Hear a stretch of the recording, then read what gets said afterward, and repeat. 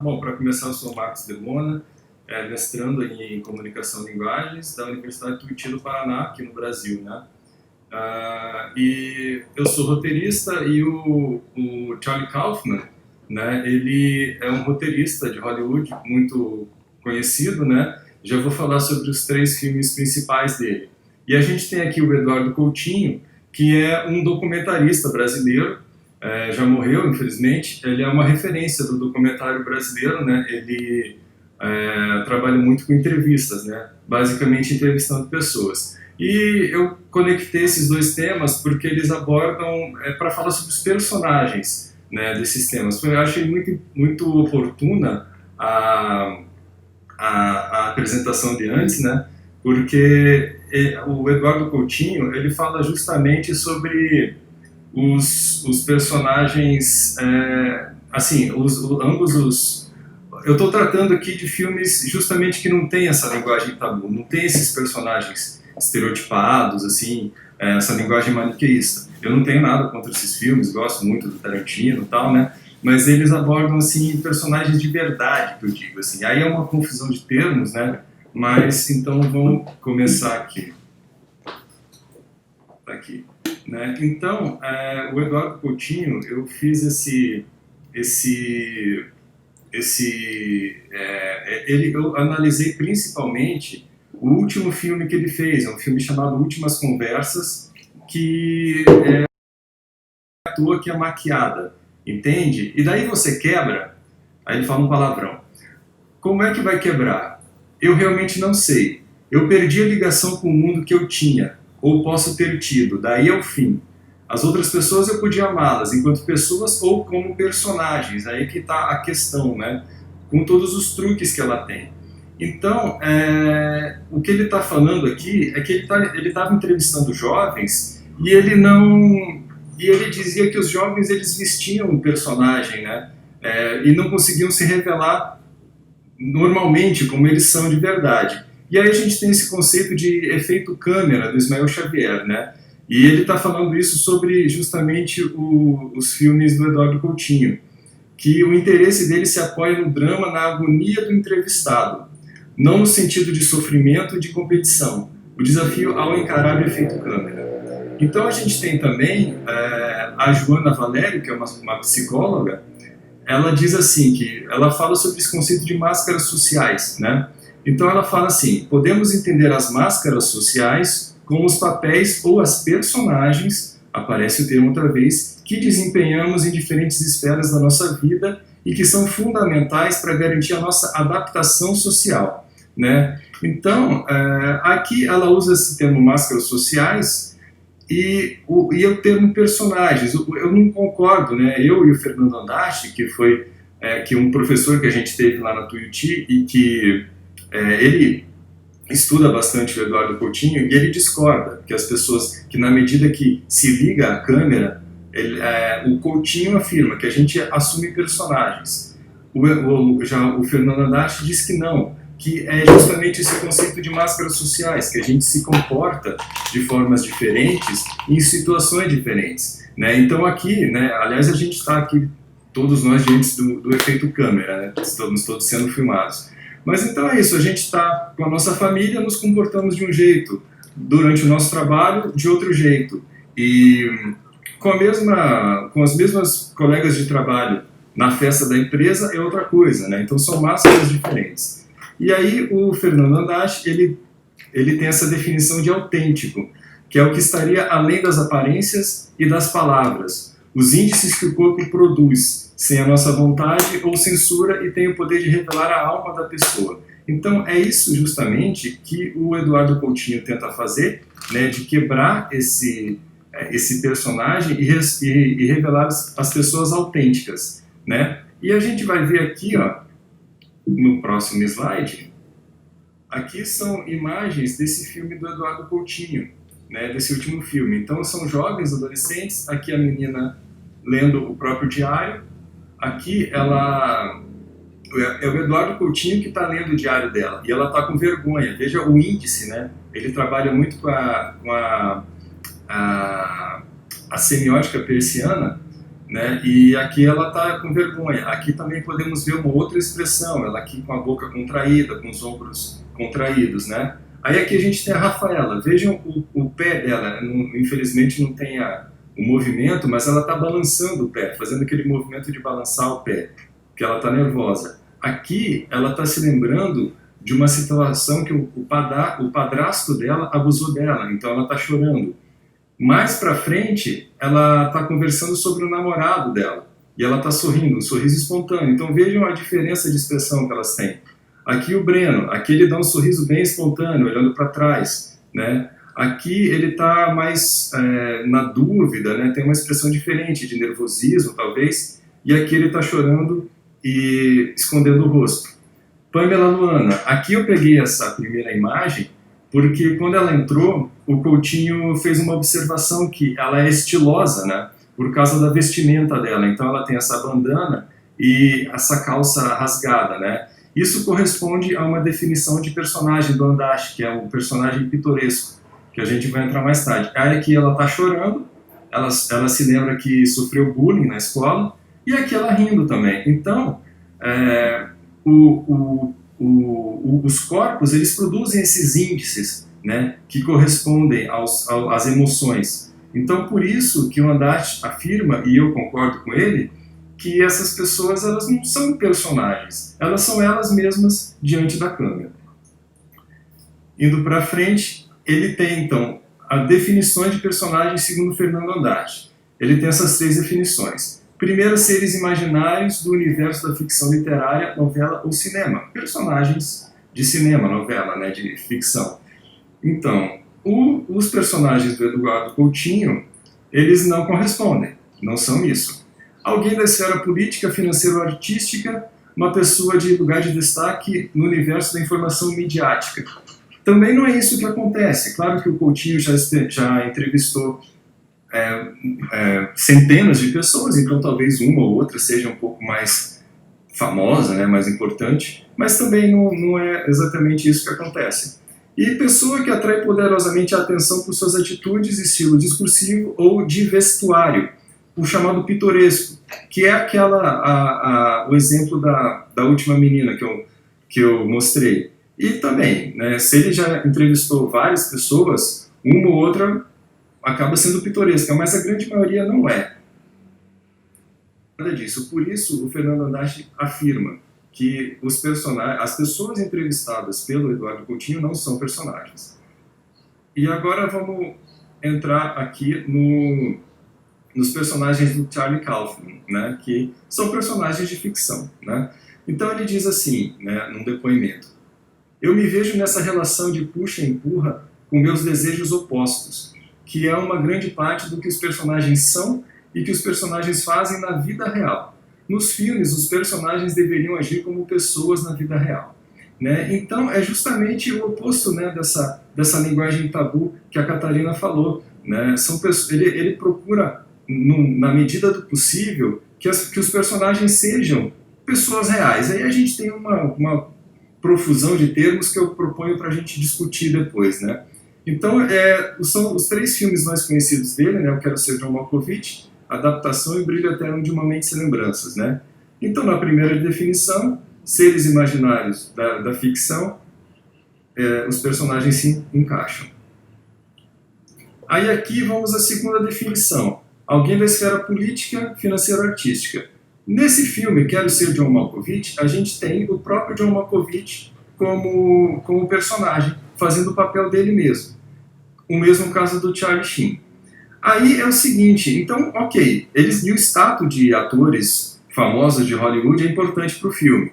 Então eles se encaixariam nessa segunda definição, mas ao mesmo tempo, eles são mostrados no dia a dia deles, né? Então, e esses personagens que aparecem na tela são construídos pelo próprio ator, pelo diretor e pelo roteirista. Então é curioso a gente pensar que eles são e ao mesmo tempo eles não são o John Malkovich e o Charlie Sheen. E no Adaptação e no Brilho Eterno de uma Mente Sem Lembranças não tem nenhum personagem desse tipo. Então fica uma interrogação aqui, né? Aparece em um filme só. E aí a gente passa para a terceira definição. Pessoa que atrai a atenção, o pitoresco. A gente tem aqui, então, no Quero Ser John Malkovich, a personagem da Maxine, que ela tem um jeito interessante de se comportar, que pode eu entendo como pitoresco. O Dr. Lester também, ele é um cara que é meio excêntrico, assim, né? Aqui no adaptação, a gente tem esse personagem que é o Donald Kaufman, né? Que é o irmão gêmeo do Charlie Kaufman. O Charlie Kaufman, nesse filme, ele se coloca dentro do próprio filme. É um filme super metalinguístico, né? Que ele se coloca dentro do filme mesmo e ele está escrevendo o roteiro que a gente está assistindo. Então é bem louco, né? E aqui é o mais pitoresco de todos, que é o John LaRoche, que é um cara bem caipira, ele não tem esses dentes da frente, aqui não dá para ver direito, né? Bom, é um caipirão, assim, que ele extrai orquídeas num pântano na Flórida. E aqui a gente tem a Clementine, do Brilho Eterno, que também é cabelo azul, essa roupa laranja, então ela é bastante pitoresca, né? Mas aí a gente vem na definição aqui, esses exemplos são os mais pitorescos, mas eu coloco uma interrogação, porque esses próximos aqui da linha de baixo não são justamente o oposto, né? Aqui a gente tem, e aqui ó, esse aqui é o Craig, o Charlie Kaufman e o Joel são os protagonistas das histórias, e eles são retratados como pessoas comuns, né? E a característica de pessoas comuns não pitorescas, ela é ressaltada pelo confronto com os outros personagens, né? Então, a interação entre o Craig e a Maxine, o Craig e o Dr. Lester, ele produz aqueles índices de nervosismo, né? A Maxine e o Dr. Lester falam muito espontaneamente, eles não têm muita... falam o que pensam, assim, né? Não tem muito filtro. Isso deixa o Craig sem ação. Bom, pessoal, então deu um problema lá no vídeo que eu estava fazendo a apresentação, então gravou só até aquele ponto, né? Para não ficar pela metade, eu vou complementar aqui. Então eu estava falando aqui das relações do Craig, né? E com a Lottie, que é a esposa dele, eles são um casal normal, né? Ela é veterinária, é cheia de ah, animais dentro da casa dela, então tem uma esquisitice ali, mas mesmo assim são um casal normal, né? A relação do Craig com os outros dois aqui reforça as características, né, de que a Maxine e o Dr. Lester são pitorescos e o Craig é uma pessoa mais comum. No adaptação, temos a dupla de personagens aqui entre o Donald Kaufman e o Charlie Kaufman, que são dois irmãos gêmeos, né? Então, o Charlie, ele não é espontâneo, ele é um cara inseguro, né? Ele é preocupado com as aparências, então ele veste muito as tais máscaras sociais. Ele é tímido, inseguro, introvertido, o que é o oposto do irmão dele. O irmão dele é aquele cara figura mesmo, um cara extrovertido, é, assim, é, atirado, né? Enfim, ele é um cara pitoresco. E aqui a gente tem o John LaRoche, que também é um cara bem pitoresco, assim, um cara bem caipira, ele é desdentado, não tem os dois dentes aqui da frente. Ele é bastante pitoresco, talvez o mais pitoresco de todos os personagens do Kaufman. E essa aqui, que é a Susan Orlean, é a que mais usa máscaras sociais, é a mais preocupada com a aparência, com a reputação dela, com a posição dela. Ela é jornalista do New Yorker, então é mostrado ela com a família, com os amigos, numa casa chique lá em Nova York. Mas ao mesmo tempo ela vai se apaixonando pelo John LaRoche, pela liberdade que ele tem. Então ela entra num conflito grande, né? E ela precisa manter aquela aparência. Então um reforça novamente a característica do outro. E aqui no Brilho Eterno de Momentos e Lembranças a gente tem também o Joel, que é um cara igualmente tímido, inseguro, introvertido, e a Clementine, que é bem diferente, né?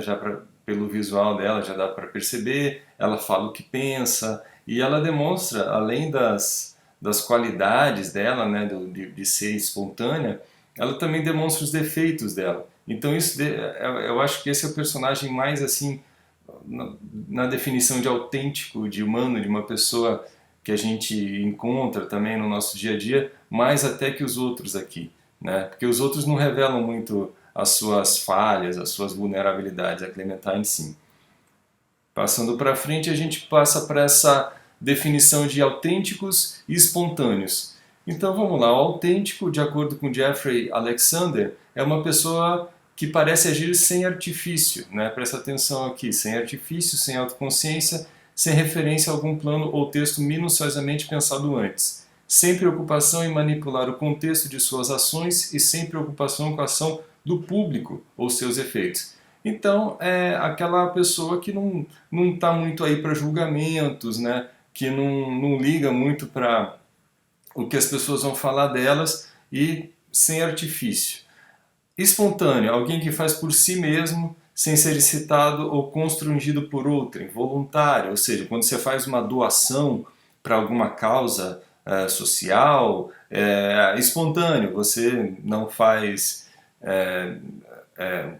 você pode fazer sem ser excitado, constrangido, ok. Sem artificialismos, vejam que é o mesmo termo que aparece aqui, né? Sem artifício, ou elementos ensaiados ou estudados, natural, sincero, verdadeiro. Então, principalmente esse segundo significado é muito parecido com esse daqui. O que me faz pensar, assim, eu não consigo, nos personagens, eu não consigo diferenciar essas duas características, essas duas definições. Então a gente tem aqui a mesma tabela, exatamente a mesma. Esses aqui são os autênticos / espontâneos, né, pelos mesmos motivos que eu já falei antes, e esse aqui seriam os não autênticos. E aí a gente tem, para mim, uma confusão de termos, né, porque autênticos pode ser entendido como uma pessoa de verdade. E esses aqui de baixo, para mim, eles são até mais de verdade, mais comuns, no sentido de pessoas que a gente encontra no nosso dia a dia, porque eles têm essas preocupações com manter aparências, a Lotte um pouco menos, né? Mas tem as inseguranças, as vulnerabilidades deles, né? Mas, para concluir, eu diria, né, a gente coloca esses termos aqui, pessoas comuns, pessoas normais, pessoas reais, autênticas, espontâneas, tudo isso acaba sendo muito confuso, né? Então, bom, autênticos e espontâneos a gente já concordou que são esses aqui de cima. Agora, pessoas reais para mim, enfim, qual seria a diferença? Normais ou comuns? Então, eu afirmo que todos são pessoas humanas, pessoas que podemos encontrar no dia a dia, todos esses personagens. Uns mais, outros menos. Talvez o Dr. Lester, né, ele beira um pouco a insanidade, às vezes, assim, ele é um cara muito sem filtro. O John LaRoche, mas enfim, mas todos eles, nenhum deles é aquele personagem de Hollywood, tipo o 007, um cara que tem super habilidades e faz, né, coisas que pessoas normais não fariam. Então, a conclusão do trabalho que eu faço é que pessoas reais não são autênticas ou espontâneas o tempo todo, né, de acordo com as definições que a gente viu. Então é normal a gente vestir as máscaras sociais, né?